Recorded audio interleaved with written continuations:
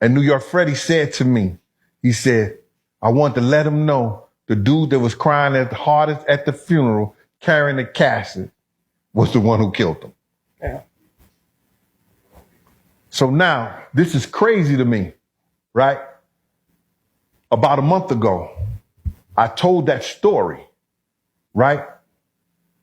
A young lady, a woman, who was dating Puff's father, hit me on, what y'all DM me on the Instagram. She said, Big Gene, she said, thank you for telling my story, that story. He said, I was dating for Puff father. And I went up to Flash Inn. It was a thing on 155th and McCombs Avenue in Harlem.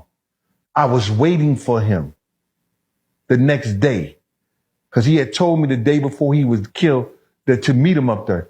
He said, New York Freddie and all they crew was up there laughing and joking. And they knew about Puff father that got killed. So now I knew why they was doing that. Yes, sir. Real nice story. What made you leave Diddy's side? Who said I left his side?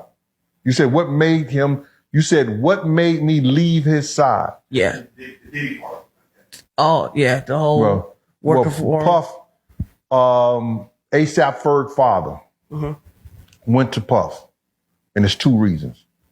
He asked Puff to do a favor for him. He was in a certain situation.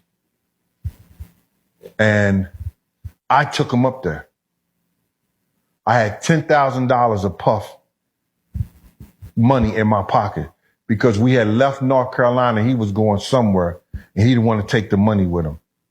And this was about 2 weeks later. It was a week before my birthday, like 4 or 5 days before my birthday. D said, yo, I want to go up to the office and talk to Puff. I said, all right, come on, I'll take you up there. So then he went and talked to Puff. He had some designs. He was one of the best designers in Harlem.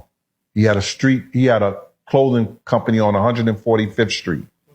And, Oh, wow. Yeah, that's ASAP Ferg father. Yeah, so now, I know it was real heavy into the yeah, he the one designed the Bad Boy logo. Yeah, and he designed the old Uptown Record logo too. You know what I'm saying? So this guy was incredible. The people used to come and steal his designs and mass produce it. He was the one who put all the things. You remember you ever see the patches and stuff on the jacket, on the arms and stuff? He designed that. He was the one who started the painting of the sneakers. Made a documentary about it, right? Nah, somebody stole his shit and did all like that. He was the one who started. He was the one who was putting Gucci, Louis Vuitton on the cartoon characters and selling the shirts. That was ASAP Ferg father. So now I take him up to Puff. He got all these designs. He say, Puff, I need this money, man. You know what I'm saying? I ain't gonna tell you the situation, but I'm gonna let you know it was some street shit. Now this is a dude when Puff lost his job at Uptown Records and he couldn't pay his car note. He couldn't pay his rent. He got $3,000 from Mike Cock. You know what I'm saying? And this dude named, call him Mike Sessions now because he grown, he older. You know what I'm saying? But he was known as Mike Cock back in the day. He got $3,000 from Mike Cock. D. Ferg gave him money. This new Puff was talking about committing suicide. I said, well, let him. You know what I'm saying? Nigga, that weak, let him.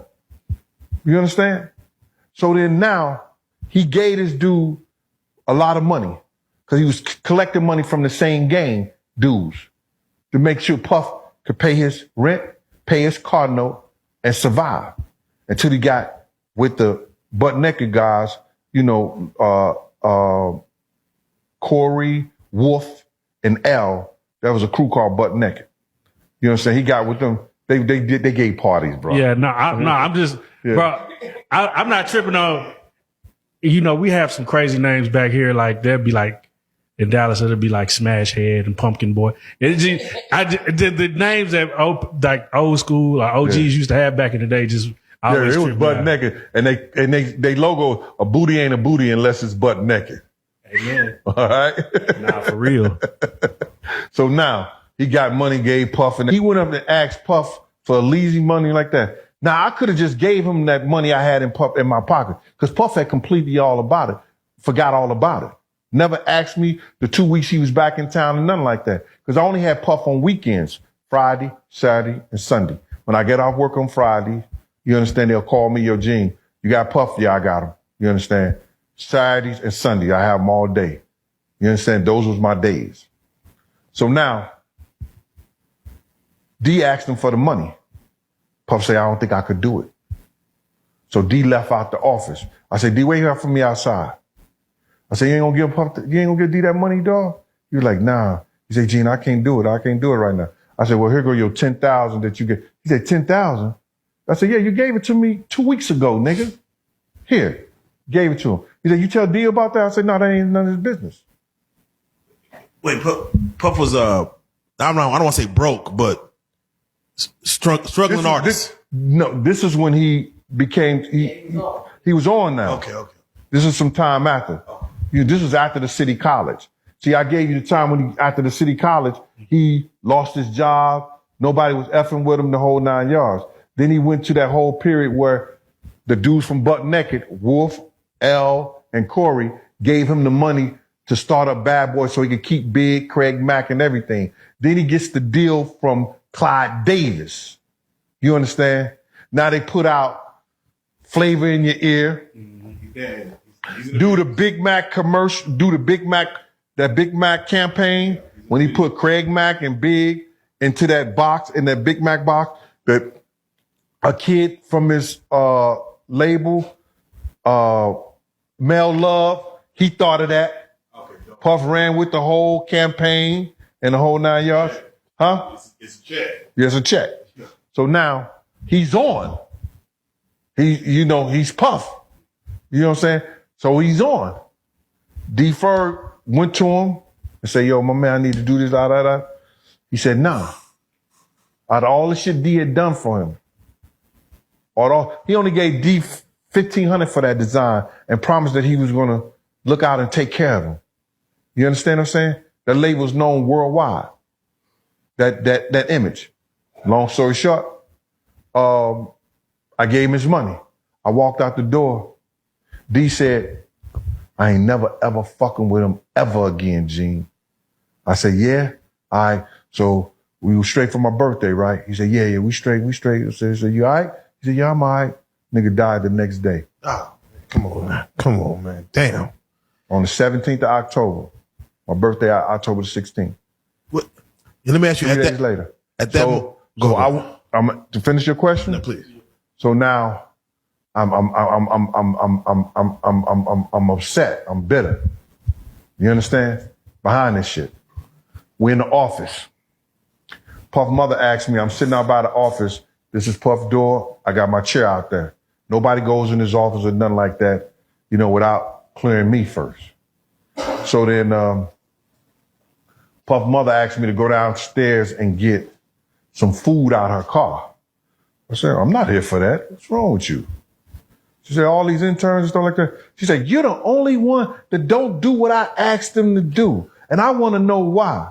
I said, I'm not here for that, Miss Combs. You understand?